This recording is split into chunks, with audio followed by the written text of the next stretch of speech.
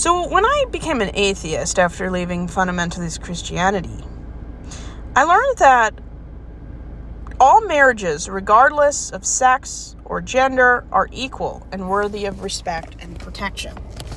Now, this goes against everything I was taught as a kid. I was taught that heterosexual, cis, straight couples were the only couples, the only valid way to view sexuality. It was the only way God blessed people was through marriage, that any sex outside of marriage was wicked. So imagine growing up in the erasure of anything that was gay, lesbian, anything that combined, like bi, asexual, aromantic. Are you kidding? That was never discussed, because not being married and having kids was seen as unnatural, wicked, and selfish. And you were living a life that you were living in rebellion against everything.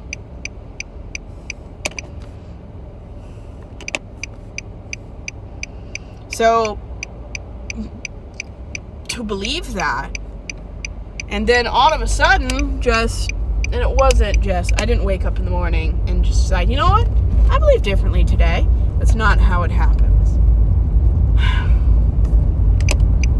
And it is a mind funk. It really, really is. And it's so hard to explain to people that never lived in ultra-religious, ultra-heteronormative culture.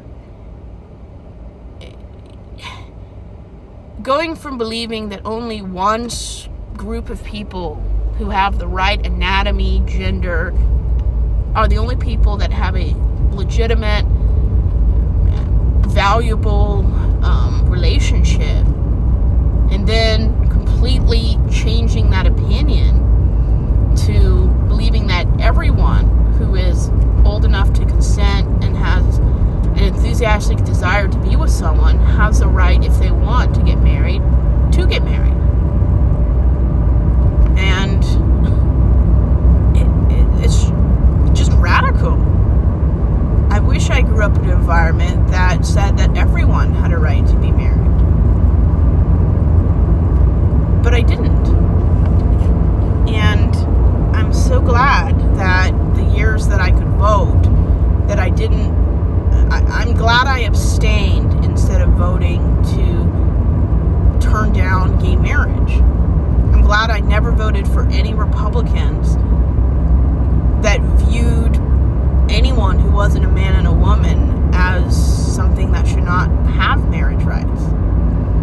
So I used to be a homophobe, a transphobe. I don't know how you could not be one growing up in an environment that saw gay people as a judgment from God, and that women speaking was a way God was punishing people. I mean, how do you think well of women growing up in that environment? It would be a miracle to be anything but what you were taught to be. And it really just saddened me how Christianity and religion says that because of a book written before the printing press was ever discovered, should tell us how to live now.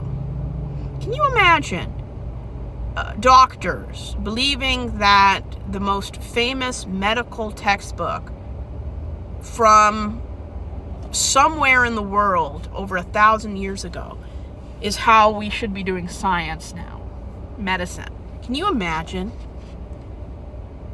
But people by the millions and billions believe that a book that was written before people understood how the heart worked and how the digestive systems work, that's the book that we should pattern our lives after.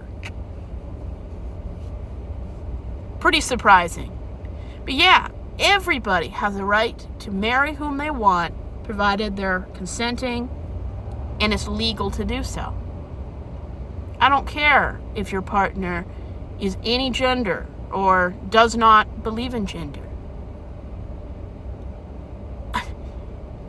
My whole family believes that biblical marriage is between one man and one woman.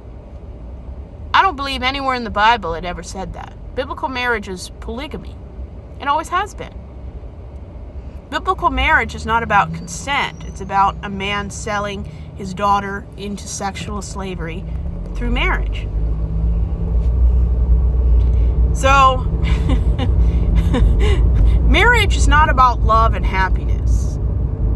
Until Queen Victoria in 1840 made it popular to marry for love, marriage was always about creating a family, transferring money, property. It was never about love or the woman consenting. Back then, men didn't see women as fully equal or fully human. They were equity and an asset. So you can imagine how this transfers into modern marriage. Women, they still take their husband's name. So everyone can marry. Gay, lesbian, non-binary, trans, aromantic, asexual, everyone in between. Find somebody who's an adult and wants to marry you, and marry. And if you choose, you don't ever want to get married for any reason at all, and you don't even have to have a reason, you just don't want to, that's good enough. And just this week, the Supreme Court was looking over the court case from 2015 to possibly overturn gay marriage. They decided not to. That is a great victory. I celebrated that yesterday. See, even great things can happen on Mondays. And it's very true. Regardless of how progressive we get, religious conservatives will always try to take away rights from people who aren't cis and heterosexual, particularly male. And that's why it's so important to vote for the people who will protect everyone's rights. Everyone's. And so for my family to believe that gay people should not have legal rights and protections, somebody needs to take the Laramie Project, like stat. Because when people don't have as many legal protections as heterosexual people, hate crimes happen, discrimination, bigotry happens. And we need to protect everyone, regardless of what gender, ethnicity, or whatever community they're in. Because everyone deserves the right to go home to that special person, if that's what they want, and have legal rights, privileges, and protections. And if your marriage is not legal, where you choose to go the route of just having legal documents, like making your life partner your POA, your beneficiary, your inheritor of medical and life insurance policies, that should be honored as well. It may not be it may not be looked at by the government as a marriage, but if you say it's a marriage, then everyone who cares about you should value it as though it is marriage. There's insidious bigotry among people, religious or secular, who believe that somebody doesn't deserve the same hetero privilege just because they're not hetero. And this is wrong.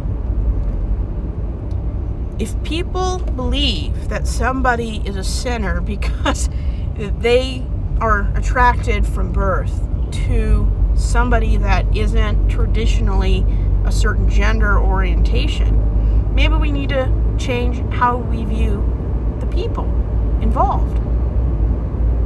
That's not my opinion, that's just a fact. When we start seeing people as equals with value, it's pretty hard to take away their rights. That's why when American people started seeing African Americans as 100% valuable and human, that's why people, every decade and generation, less people saw them as slaves and saw them as productive members of society. If you can change the way you see people, you can't justify your bigotry anymore. And that's why I reject religion, because religion makes it really easy with the us versus them mentality to see gays, trans, and any community as less than.